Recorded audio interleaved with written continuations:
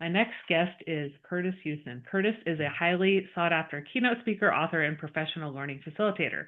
In addition to being an award winning teacher, vice principal, and principal, he has served as faculty at the post secondary level.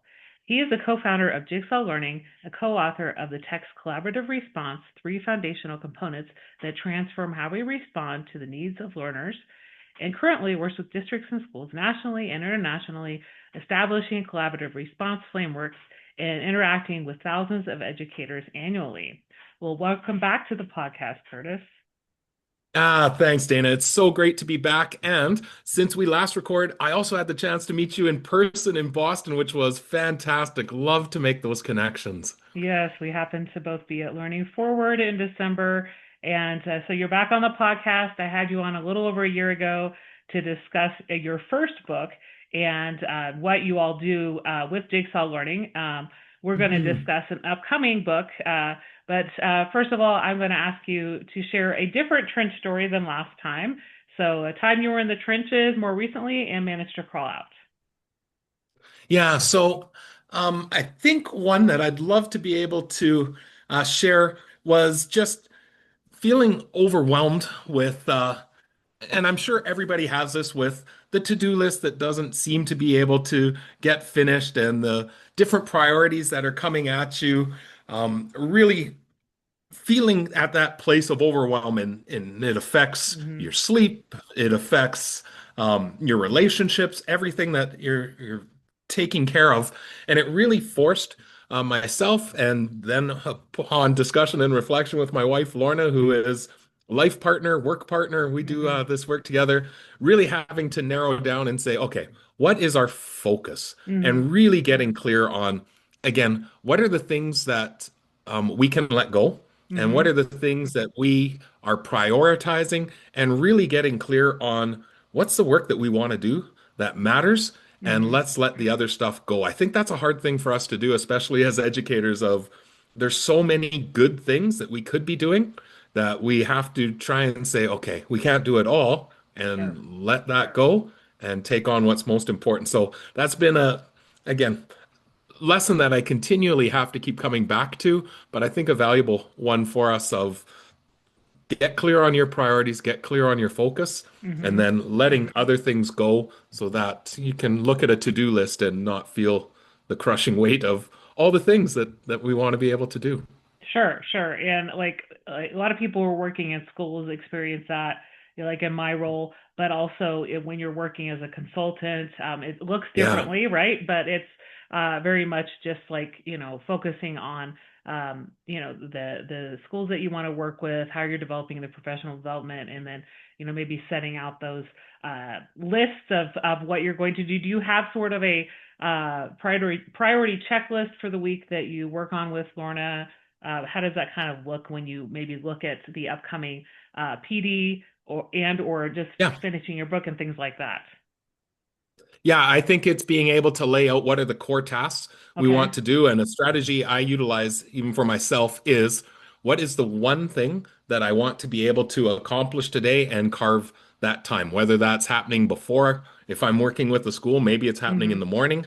Um, Before I head out, maybe it's happening in the evening, but just what's the one thing to be Mm-hmm. able to look at? And the other thing that I've had to learn as a strategy is the things in your calendar, or the things that are important, find time in your calendar. So Mm-hmm. let's block out that here's an hour where this particular thing is going to happen, and just getting those really, really clear for us. I think the other thing, Dana, in the role that I play now, or that I'm involved in now, is also being okay saying no to some Yeah. opportunities. Sometimes it's you want to be able to say yes to everyone, and I think it's a skill that we have to learn is when's it appropriate to say no, and that it's okay to do that.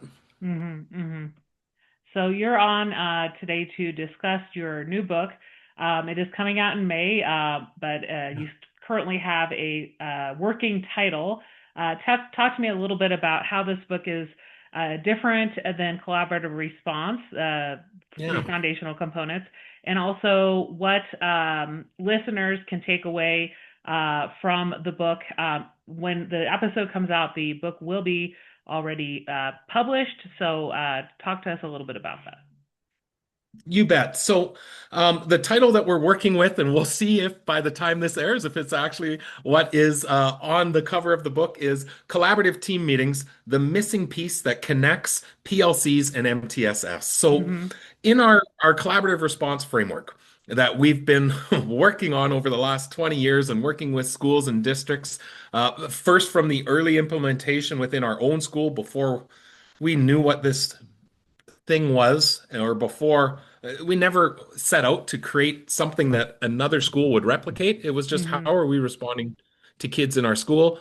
It then started to make sense for others. And when we started to work with other schools, we learned so much about what is foundational, led to the book being produced. But within that book, we talk about four layers of team that are critically important in schools, and then how we add a layer that most schools do not have that we refer to as a collaborative team meeting and the impact that it has. So it's part of the overall collaborative Mm-hmm. response framework, but it's a critical part. And we always have questions that people are asking about this meeting structure. Resources that people are looking for that we attend to in the book, but not with the level of depth that we Mm-hmm. are in this new book. So this new book is almost like the companion to collaborative response, where it's going to take one part of that. We often refer to it that if collaborative response is your vehicle for moving towards student success, the collaborative team meeting is the engine. So this new Okay. book is really going to dive into why is it important? What's its purpose? And then how do you structure and facilitate these with a high degree of success that really transforms the way you look at supporting students and building staff capacity in your school? Mm-hmm, mm-hmm. So when you're trying to maybe build MTSS from the ground up, in let's say you have meetings already for students who are on IEPs or sometimes students on 504s, but you Yeah. want to maybe join kids also that are GT or that are multilingual learners and or students that might not even fall into these categories. How can you start to structure teams to have that more collaborative response? Would it be because sometimes, like in a high school, it's going to be disjointed because students aren't in like pods or team. It's very like they have different teachers throughout the school. Yeah. Yeah. So when we, within our collaborative response framework, we talk about four layers. Mm-hmm. And um, I would suggest there are a lot of schools that have three of these layers already established. So Mm-hmm. I'll just give you kind of a snapshot for this. And I know that it's going to apply in your situation. Um, we talk about that first foundational layer being what we call collaborative planning, Mm-hmm. opportunities for teachers typically teaching similar assignments, whether that's by subject or oftentimes in high schools, it's by department. Elementaries, it might be by grade level or multi-grade level, depending on how that looks. Most schools, when we talk about this collaborative planning layer, where you're looking at instruction that you hope will impact all students, Mm-hmm. many schools go, oh, we do that. We call it PLCs. And we Mm-hmm. go, okay, great. That the PLC work, really important. It's exists within that first layer. Usually in those conversations, you're not looking at individual students per se. You're looking at what's our overall instructional practices. We're looking at Mm-hmm. data. Where do we see gaps? What could we be doing instructionally? Then we jump to that third layer of team. And you notice I'm jumping over a layer Mm-hmm. that we will put in as the collaborative team meeting. Third layer is this, we call it the school support layer. And Mm-hmm. really, this is where most MTSS structures exist, where we're coming together to look at students who need support in addition to or beyond the classroom. This Okay. is usually the space where we have coordinators involved, we have specialists, we might have counselors in that conversation. Within my own school, a smaller school, elementary, but it Mm-hmm. included myself as principal, the assistant principal, a learning support coordinator, Mm-hmm. and a family school liaison, like a counseling Okay. like role. Every week, we would meet and discuss who are the students needing support beyond the classroom. Oftentimes, we didn't have teachers in those conversations because the conversation might be about the teacher. And what I mean Mm-hmm. by that is For this particular student, how could we support the teachers? There's some coaching or modeling that we could help. Are there some further resources that we Mm-hmm. could look at? Sometimes this team was looking at, do we need to escalate the support? Do we need to look at referral for additional services? Sometimes it was going back to how could we support within the classroom. This fourth layer we call the case consult, and really Okay. it's anytime we get together and one student is on the agenda.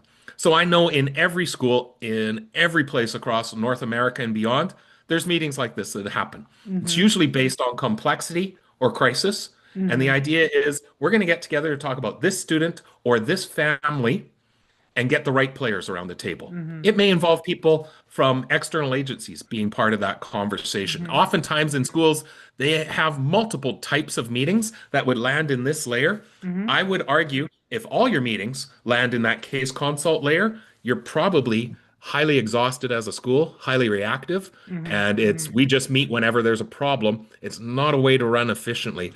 What Mm-hmm. we were finding through this is that sometimes the PLCs were not always responsive to what was happening in the day-to-day work within the school. And Mm-hmm. sometimes by the time we got to that school support layer, it felt like a bit of a handoff. And what I mean by that is a teacher saying, I've done everything, you take them. Mm-hmm. Mm-hmm. Mm-hmm. And I know that wasn't the exact messaging, but it felt like that.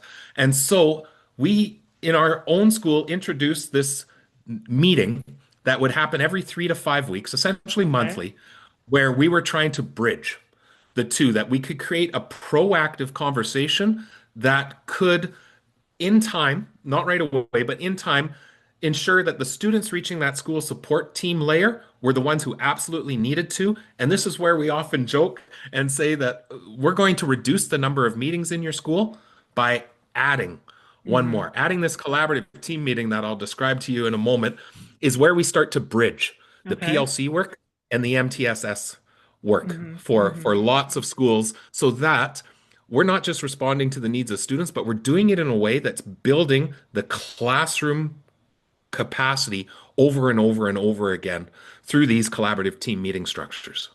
Mm-hmm. So explain to me how you can bridge those two, because Yeah, if PLCs are only focused on maybe planning for instruction or doing common assessments or looking at data, and right. planning based on the data, and not discussing the students really, they're discussing their instruction. How can that how can MTSS really be bridged? Right. So, um, sometimes in schools, we'll say if you have PLCs already established, Mm-hmm. let's introduce that once a month, that team's going to shift into a collaborative team meeting in the way Okay. I'm about to describe it. And for that conversation, we're going to bring in some of our specialists. Maybe as an MTSS coordinator, you're coming to Mm-hmm. join that Mm-hmm. conversation. Maybe an administrator is coming to join. What we're trying to do is get multiple people, diversity of thought, into Mm-hmm. the room to facilitate a really focused conversation. Now, in time, we want to get to a place, particularly at a high school, where we collaboratively plan, i.e., PLCs, Mm-hmm. with people we share a common teaching experience with. We engage in collaborative team meetings in mixed teams. So Mm-hmm. it may be that in time we have around this table an administrator, an MTSS coordinator, a counselor, a humanities teacher, a Mm-hmm. cosmetology teacher, someone who is teaching phys ed. We can look at multiple subject disciplines within this because of the structure of the meeting. So this is what it Okay. looks like, Dana. We first off, everyone comes ready for this Mm-hmm. conversation, i.e., there's a pre-meeting organizer, and in time, we've examined some of our own personal data or classroom data to determine a student to celebrate and a student with a key issue. And this is Okay. what the conversation looks like. We get in and we have norms established. We quickly review and say, here's one that we'll practice. This is just good meeting structures to help the conversation. And then we say, all right, timekeeper. You're going to set a timer for 10 minutes or Mm-hmm. whatever this looks like within your own school, 10 minutes, and we're going to engage in celebrations. All right, let's start with you, Dana. Dana, as quickly as possible, who's a student and what would you like to celebrate? And when you say, okay, I've brought Felix, Mm-hmm. and my celebration is that the kid is finally handing in assignments Mm-hmm. that are of high quality. He's actually now checking the criteria, checking with the exemplars I've been giving, and before he would never do that, he's now using that to hand in much more high quality work. I've been really impressed. Now, the facilitator in this conversation is going to follow up with that's great. What did you do that Mm-hmm. led to that success? Mm-hmm. What we're trying to do in this celebrations part is have people explicitly reflect on their practice and identify what have they done that have Mm-hmm. led to that. There's a few things that happen. First, that deeper level of reflection is so powerful for us, but doing that collectively, when you say, well, I started by using this checklist that the kids have to check off before they hand in assignments, and that's really been helping. Someone in that room is going to go, awesome, I'd love to see a copy of that. Mm-hmm. Love to see what that looks like because we're basically unpacking our professional toolboxes in front of other people. Mm-hmm. Mm-hmm. And that also becomes really validating when I can say, I think this is what I did that led to that success. And someone else says, show me. Show me Mm-hmm. what that looks like. This is also building high degrees of collective efficacy that in time we see the impact that we're having on student success through this conversation over and over again. It's a really powerful thing. In fact, we've seen many teams that start not just collaborative team meetings, but every meeting with, let's take 5 minutes for celebrations. Mm-hmm. And I've seen staff meetings where they start with, okay, what are we seeing as celebrations around the school? And then we're going to unpack what did we do that led Okay. to that success. So that's the first part. Second part is we go and say, all right, Dana, you've come ready. I know you have a student in mind. Don't say their name. Mm-hmm. What's a key issue that you're Mm-hmm. experiencing? So we also, in time, want to be able to put what's the overarching focus that we're taking. So, for instance, if a school has said we're really focusing in on student engagement, all right, that's our overall focus. Dana, who's a student you're thinking of, but don't say their name. Mm-hmm. What's one key issue that you're seeing? And when you say, okay, the student that I have, my key issue is on task stamina.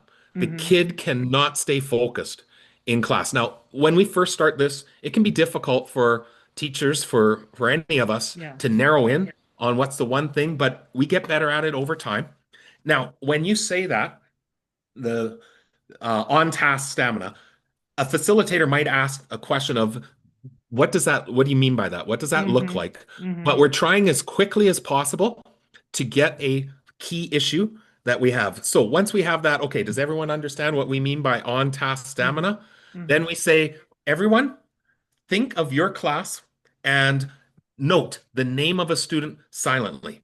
Okay. There's post-it notes around, just write down the name. What we're trying to do is get the attention off the one kid, which we haven't named yet, Mm-hmm. and also get it off Dana, the teacher, that we're not going to sit here and say, everyone say, you could do this, you could do this.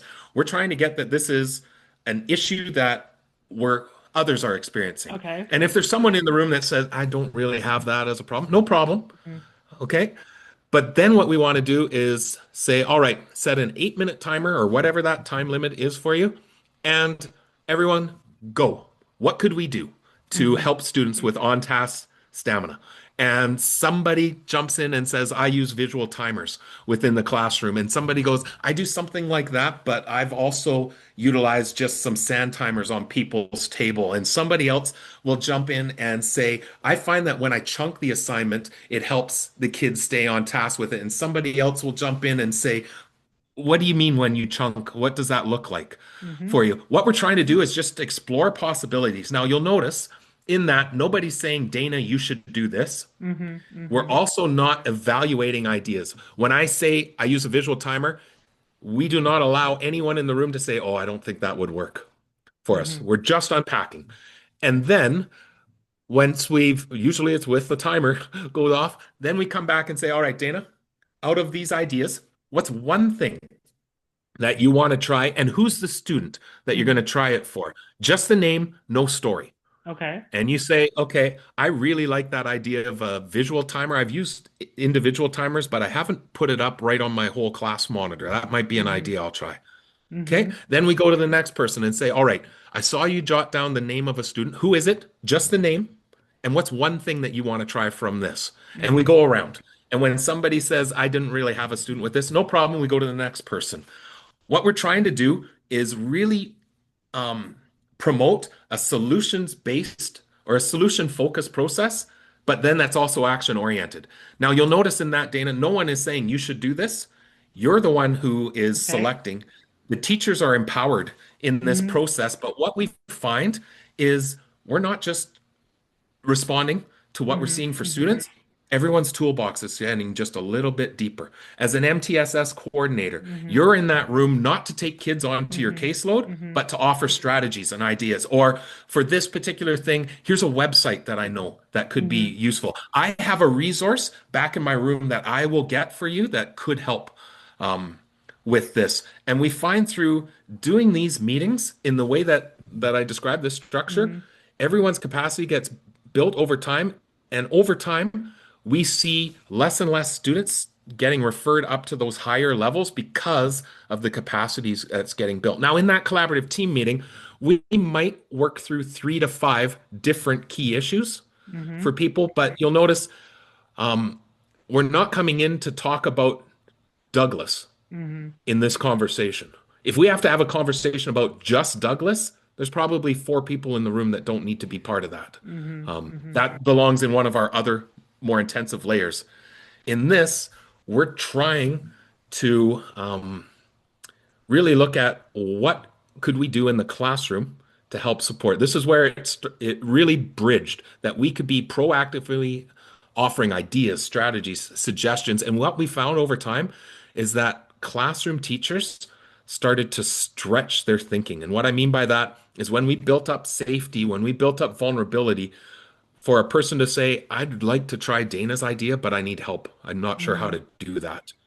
Or sometimes as a principal, I would be listening for that and going, do you need any help with that particular strategy? Could this person come and join you in your classroom? Could I come Mm-hmm. and watch your kids for 10 minutes so that you could go and have this conversation with this person? It's all about supporting one another, and our classroom practices just get stronger and stronger. Is that making sense, Dana? Yeah, it seems like really focusing on the tier one instruction, right? Because like it's, teachers might be eager to name names of students and focus on the students, but you're taking that away and you're focusing on what is something I'm doing to help a student become more engaged rather than You bet. what is a We student often doing say, and how have maybe something. A lot of these conversations that take place about a student might be preemptively like via email. What is something you're doing that might work for that student? But then if you're looking at the bigger picture, you know, any students that those teachers have who are disengaged, okay, what are some ideas? It's more about the idea than the student. yeah, Yeah. Dana, we often say it looks like you're talking about kids in these meetings, but you're Mm-hmm. not. You're just using the student to leverage a conversation about practice, Mm-hmm. classroom practice, universal practice over and over. And it's amazing. I've been in education for almost 30 years now. Mm-hmm. I was in 2 collaborative team meetings at a school yesterday, and I walked out of both with strategies I've never heard of before, Mm-hmm. resources that I didn't know existed. Like 30 years in the classroom, and I'm still hearing things that, interesting. I hadn't thought of it Mm-hmm. that way. Like it, to me, teachers are amazing individuals. Mm-hmm. And when we get them in a room and say, what could we do for this? The ideas and strategies that come out are fantastic. And the school I was in yesterday, they've done these meetings with consistency to the process over a number of years, and they had reached a place culturally where it was not only safe for a Mm-hmm. person to say, I don't know what to do in this situation, but in the room, I heard a teacher yesterday say, I have this issue, and seriously, I'm tapped out. I don't know what to do. And Mm-hmm. they admitted that in front of colleagues. Their principal was at Mm-hmm. the table, and an outsider, myself, Mm-hmm. outsider sitting in the room. And they knew that there's no judgment on you. This Mm-hmm. is an issue that you're seeing for a student. Awesome. What could we do? And then when others said, I got a name that I could add to that list, it was again reassurance that you're not bad. You're Mm-hmm. not any less of a teacher than any one of us. It's All right, this is an issue. What could we do? I Mm-hmm. like saying in this conversation, every person is an expert, but every person's also a learner because Sure. there's things that you can take away. And in your role, Dana, you know that you're going to walk out of the school support team layer or Mm-hmm. the case consult layers with things to do on your to-do Mm-hmm. list. In the collaborative team meeting, we want the classroom teachers to walk away with the actions. You might have Mm-hmm. an action like, I said I'd get this person this resource, or I said at the next staff meeting, I could share a particular strategy that I suggested that everyone went, cool, love to see what that looks like. But we want teachers going back with, here's a few things I'm going to try as a Mm-hmm. result of these Mm-hmm. conversations. Mm-hmm. Again, it seems like such a small dent that you're making, but it's doing this over and over and over again. Just it has incredible impact on the instructional culture within a Mm-hmm. building. Mm-hmm. Mm-hmm. Yeah, and it's just a small shift, like you said. If people meet with PLCs weekly, then this could just be a once a month where you're talking more Yep. about the instructional strategy. It doesn't have to be every PLC meeting, but No. really building that into those routines and shifting the conversation away from what students are bothering us to what are some strategies that you do to Yeah. And support. I'll sometimes have schools when they first hear this that go, oh, so should we stop doing PLCs and do this? We say, no, no, no. Those are really important. That's that Mhm. collaborative planning layer. We're saying add this on.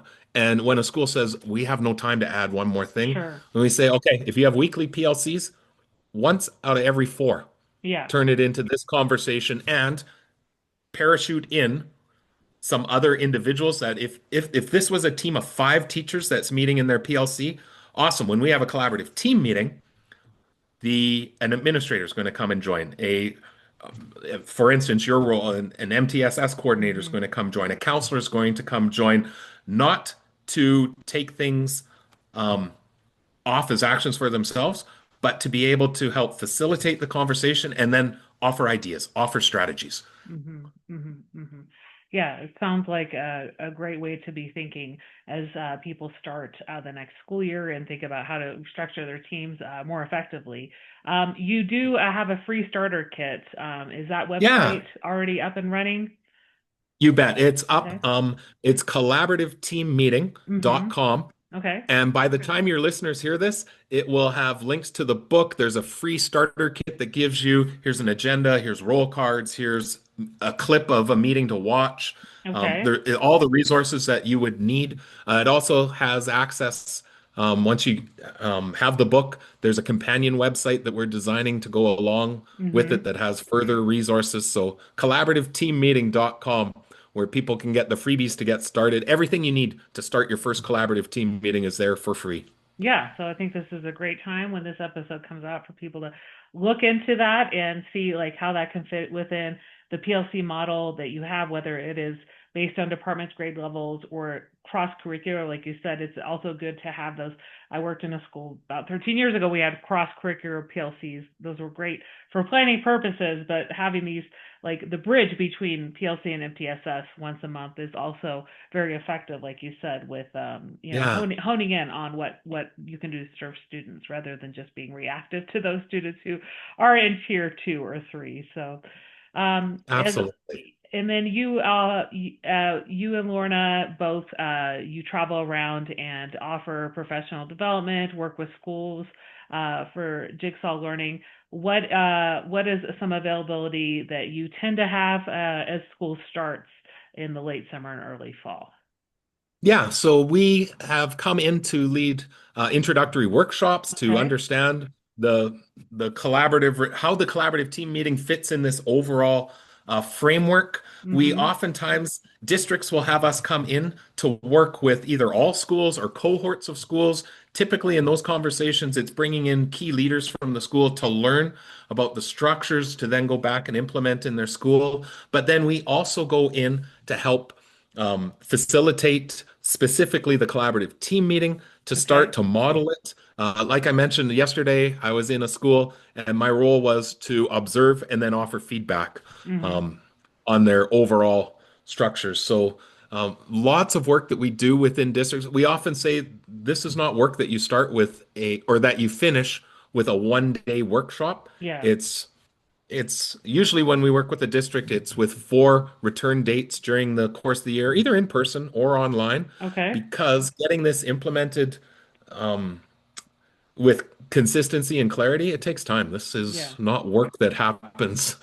Uh, you attend a session on Hmm. Tuesday, and by next Monday, you've got it all Yeah. established and figured out. Yeah. Takes So time.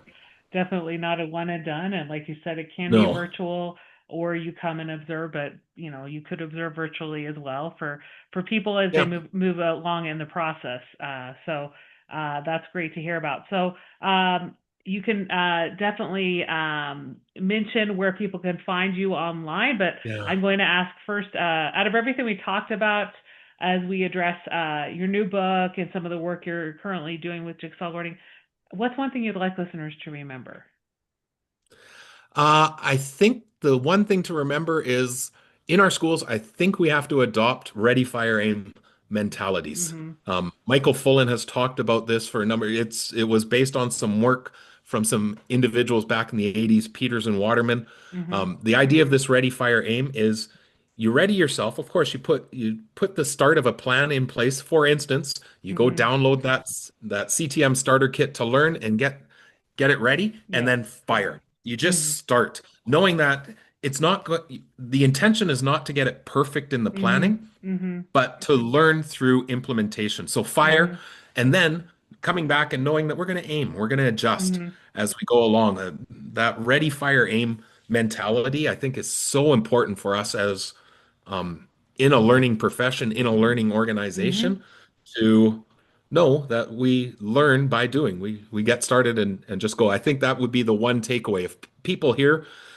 sometimes they see that collaborative team meeting and get a little bit overwhelmed with the Mm-hmm. structure and all of Mm-hmm. that in. Mm-hmm. My thought it or my um, assertion to them is just start. Don't worry if it's not perfect. If you walk out of it and go, "Oh, I forgot to do this, this, or this," that's okay. Mm-hmm. Next Mm-hmm. time it's going to be just incrementally better. Sure. So Sure. just fire. Yeah. Yeah. And it's adjusting as you go. So where can people connect with you and find you online? If they go to jigsawlearning.ca, Mm-hmm. they'll be able to find us or collaborativeresponse.com. Another way, it'll all direct you back to our website. And on that website, we have numerous resources, online supports, um, ways to be able to connect with myself, with Lorna, with the rest of our team. That's jigsawlearning.ca. Love to be able to connect. And my connection and email information is there too. Reach out. Love to have a conversation with anyone that's interested in how you can go about creating robust systems that can support not just kids, but your staff as well. We found through this work that the impact that it has on staff teams feeling connected, feeling not feeling like they're in isolation is super, super important. Mm-hmm. Mm-hmm. Well, I'll make sure to put that all in the show notes. Hope people will reach out to you as a result of this podcast and buy your book and get the resources online. It was a pleasure having you back on the Out of the Trenches podcast today. And good luck as listeners start the new school year and learn more about collaborative teaming. Dana, always a pleasure to chat with you, and thank you for the amazing work that you continue to do. The podcast is fantastic. Love it. Thank you for letting me be a part of it.